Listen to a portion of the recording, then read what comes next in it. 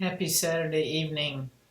I just tried to do a YouTube live stream, and I thought I knew what to do, but I got there and I realized I better read about it first. Go figure, you got to study these things.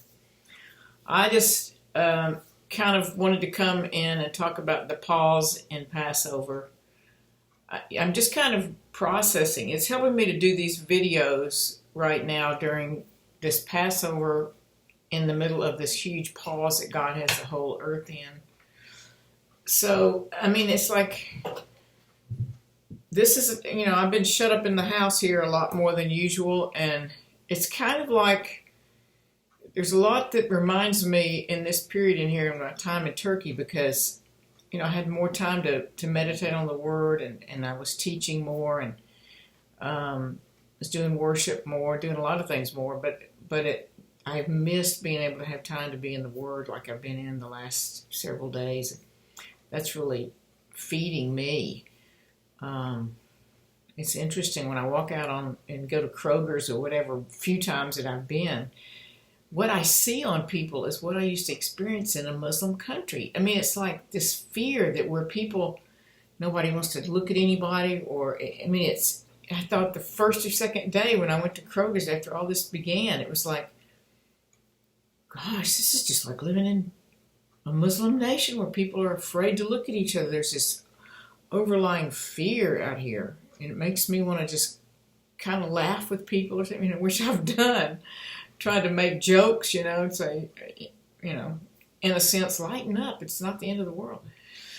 But that's why I wanted to make this little video, and I wished it could be live. But anyway, just to say, to remind us, I did the other video about the man of lawlessness in Revelation. I did how we see him in Daniel, and then this morning I did another about how he appears in Revelation, the same character, which most people call the Antichrist, which isn't really biblical because it never says the Antichrist in the Bible. It says the spirit of Antichrist. But anyway,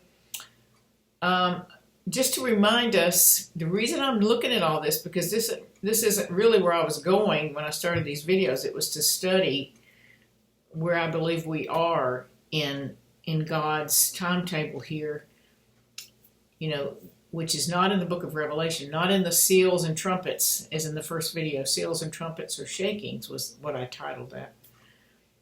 That we're not in the book of Revelation, but we are in a shaking time. We are in a time where God has said, He's been knocking on our door for a while, and we haven't paid attention. We as the church, it's our fault that our nation is in such a horrible state as far as the wickedness that's going on right now, the innocent blood all over our nation that's been shed all over our nation since Roe v. Wade, the redefining of gender, the things that are just abominable to God. It's our fault. I have not prayed. I have not spoken out. I didn't vote for many years. I'm supposed to be forming the government of my nation as a believer in Jesus Christ. And, I've been over, in La La Land with my Christian friends, which, we have to be with our Christian friends, but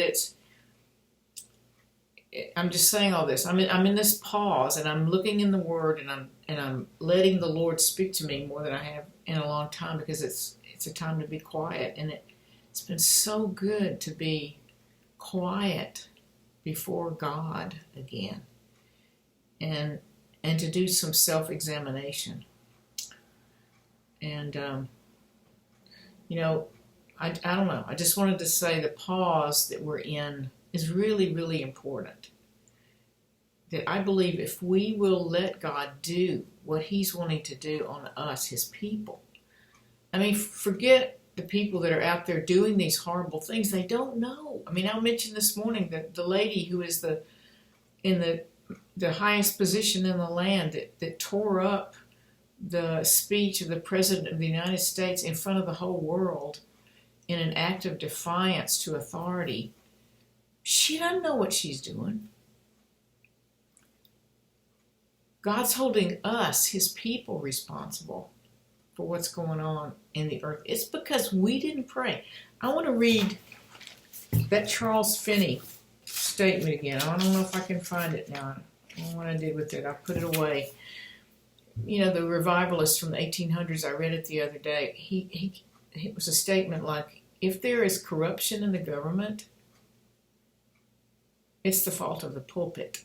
He called it the pulpit. That means us, the people of God. If there is immorality, it's the fault of the people of God. If there is if there's shallowness in the people in the nation, guess whose fault it is? The people of God. We have the answers. We have the God of the universe living inside of us. We have this beautiful truth right here. We have this. We've not given it. So this is good for us. I just wanted to come on and say, it's good for us. I'm glad we're having this pause. There's something that feels clean about this, about how I'm having to get before the Lord in a way that I haven't in a long time. And I think a lot of you are feeling this. You know, it feels clean. It's like the fear of the Lord is clean. It says in Psalm, I believe it's 19, the fear of the Lord is clean. And it feels like that. And I don't know. I just want us to think about that. We're going to go into, I'm going to put that video up about the man of lawlessness and how he's seen in the book of Revelation. But it's all because I wanted to clear up that whole thing that there's a lot of confusion out there right now about we're in the book of Revelation. This is the tribulation of it. We're not. We're not seeing any of that stuff. We haven't even seen the man of lawlessness yet. That's what Paul said to the Thessalonians. He said, don't worry. Don't be troubled in mind or troubled about a word or a spirit, what some spirit is whispering in your head. Don't be troubled. The day of the Lord will not come until the man of lawlessness is revealed. There is a great falling away. So we're not there, but we are in a shaking. God is wanting his people to return to him. That's us. So be blessed. Just wanted to say that tonight. I'm grateful.